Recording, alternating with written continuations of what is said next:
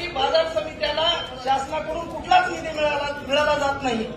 आमदार फंड घेता येत नाही किंवा कुठल्या जिल्हा नियोजन कमिटीतून कुठला फंड घेता येत नाही. तर बाजार धन्यवाद. चला उठा तुम्ही, नाही तर मी चालल्या जाईल. मला कॅबिनेट आहे. धन्यवाद. थँक्यू.